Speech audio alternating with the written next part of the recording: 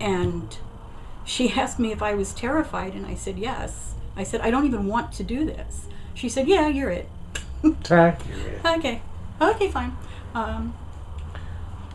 So yeah, I don't think I did it to So myself. is there something that one of our viewers might be able to do to generate a call?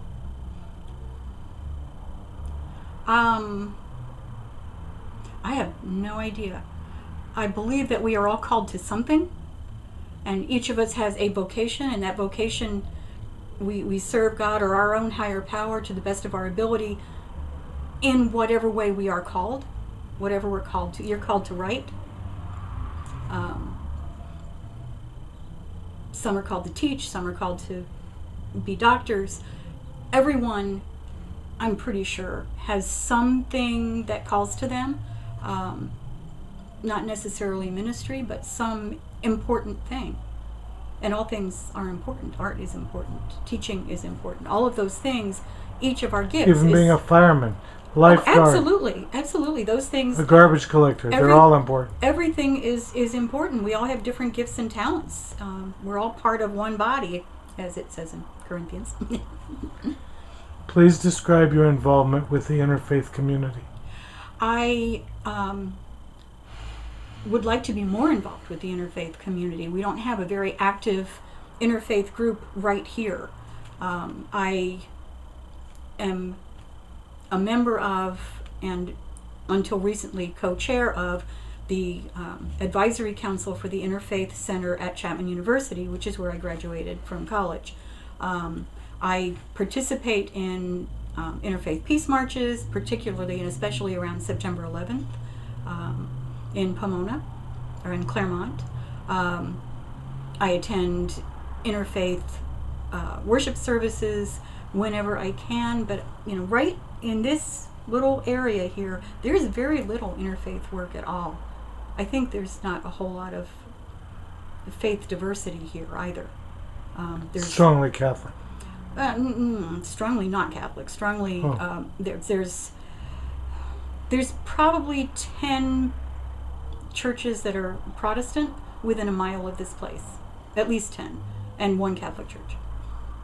So within even a half a mile of this place, there's a lot of Pentecostal, a lot of evangelical, not as much mainline as other forms, like Baptist and Methodist and like right. that. Now I'm not sure Baptist is considered mainline, but well, it's a big denomination. It is, but it's yeah, I guess probably American Baptists for sure are. Well, Baptists and Southern Baptists both. Please describe the work you do for social justice and define what social justice means for us. Social justice is that which opposes oppression of any kind, inequalities of any kind. It's social justice is how we reach out to help others gain everything that they ought to have. Food, a place to sleep, economic justice, women making as much as men, all of those things. The tomato pickers in Immokalee, Florida, who are getting horrible wages. We boycotted a number of restaurants, and lo and behold, things got better for the tomato growers, or tomato pickers rather, the migrant workers in Immokalee, Florida. It's marching for peace against war. It's all of those things that are intended to bring all people into a world where justice and mercy prevail over oppression. That's a good segue to the next question. You described in the letter that you work for God's kingdom of mercy and justice. Mm-hmm. How will it come? When will it come? It comes all the time. It's not a once and done thing. When we are working for and aiming at and even achieving justice for others. And justice not, you do this so you go to jail for this long, but actual justice. That's sort of retribution. Justice is when things are justly decided. A person who steals a loaf of bread because his children are hungry, justice is to help him find some way to feed his family, not to put him in jail because he stole bread, thereby keeping his family even more hungry. Right. Charity should not be a, here I am giving you a little bit of what I have left over, although it is, sadly, for so many people. Charity is helping another get to share what I have, because that's what I'm supposed to do with it. I get it so that I can share it with someone else, especially someone who doesn't have as much as I do. Even if I have very little, I have this much and I give half of it to you because you don't have any. That's what we're supposed to do, not be like the Lady Bountiful. That's not what charity should be. It is. You're right. It is how most people view it, but it's wrong. To Islam, definitely. It's a hard thing for a human to do, though. Yeah. Oh, yeah. Because we are told, well, you keep what you have, because if you don't, you won't have it. You might run out. You know, you might run out. There might not be enough. But my husband is Navajo, and they have a saying that there's no such thing as a rich Navajo. The reason for that is, if I have a lot of stuff and my family, which is pretty much everybody who lives near me, doesn't have a lot of stuff, then my stuff is their stuff. It's not my stuff, it's our stuff. It's the family stuff. There's no such thing as a rich Navajo, because if you're keeping stuff in order to become rich, you have no family. And you're not a Navajo. And therefore you're not a Navajo. Exactly. Is there something that our viewers can do to hurry the day when mercy and justice prevail, rather than as incidental? Continue to work toward that. Continue Any to... specific advice? Specific advice. Where you see injustice, stand against it. Whatever it is. We have a homeless guy who lives in the doorway of the church. He's gone early in the morning because we have preschools here and the parents get nervous. He comes in the evening. He helps out around here. He paints the sides of the building. He comes up with all these little chores for himself and is making the place look really nice just because he wants to, not because we've asked him to. When someone has said, well, you know, he really shouldn't live there because it doesn't look good, I said, we're church.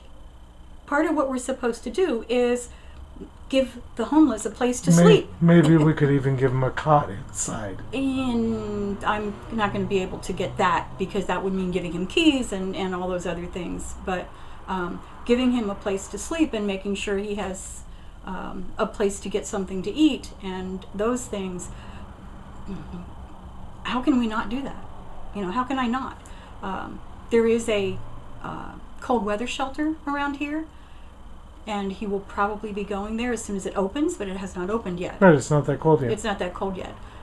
We're really, really bad around here about probably everywhere, how we deal with homeless people. And West Covina kicks them across the street to La Puente. They don't have homeless people in West Covina. They kick them over here because we're not a city. We're, the sheriff's department patrols, and they don't have the same mandate or the same manpower. But yeah, it's but when we can, whatever we can do to help those who are not as well off, we have to do that. It's not just this is a nice thing to do. We have to do that, because that's how justice happens. Is me and you helping that guy over there, whether we like him or not, whether we think he deserves it or not. It's especially important when we don't like him, because the likable guy gets taken care of. Exactly. Yeah. Even if we don't approve of his lifestyle, if we don't think he deserves it. I hate when people say, well, you have this food ministry, how do you know people deserve? They're hungry. They deserve food. Well, I think what they're asking is, how do you know they're not someone like me walking in there, who just wants to be a little greedy and get some free food? And I don't, and it doesn't matter. If you tell me you're hungry, I'm going to feed you. I don't remember it saying anywhere, if somebody says they're hungry, first check their ID. It says if somebody says they're hungry, you give them food. That's, we give them food. We don't care if they're, if they're high, if they're going to take the food and sell it, which I've seen happen. We don't care about any of that. We just care, you tell me I'm hungry, I give you food.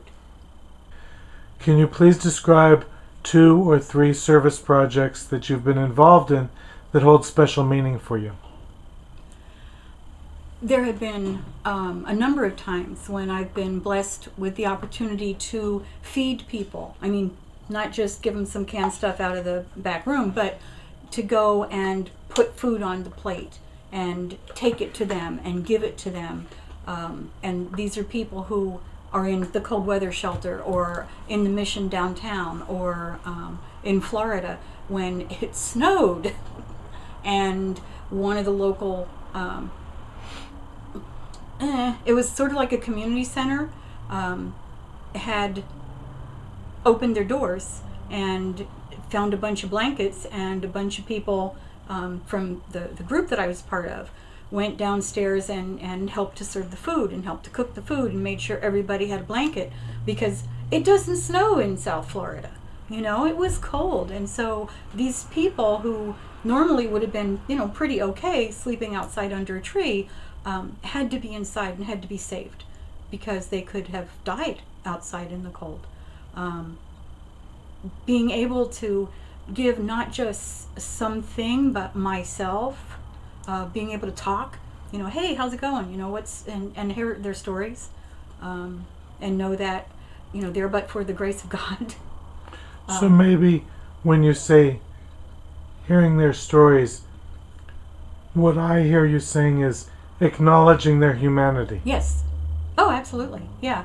Yeah. It's not just some, woman who chose to be there. It's a mom and her 2 kids who, lost a job and don't have a place to live, and now here they are living on the street and having to stay in a cold weather shelter. I mean, it's not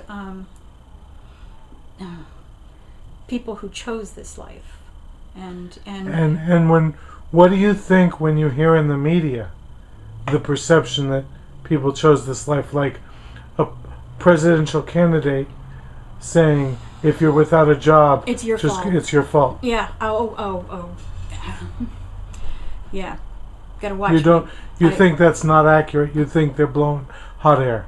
I think that they have a very strange perception of, one, how to be a Christian, because they all claim to be that, and yet they are able to say things like, if you don't have a job, it's your fault.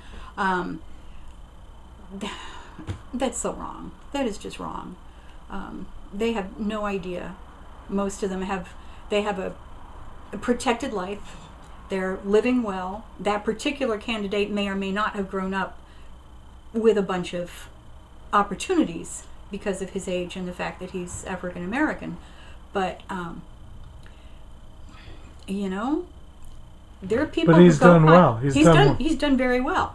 He's done very well, and I applaud him for that. I applaud everyone who can do very well. However, when people come up to this door and they say, me and my 5 children are living in a room and we have no food because I lost my job and we lost our house, there are no jobs around here. I mean, even McDonald's is not hiring. There are very, very few places where somebody can get enough money to feed and clothe and house 5 children. It's not his fault. It's not his fault he's poor.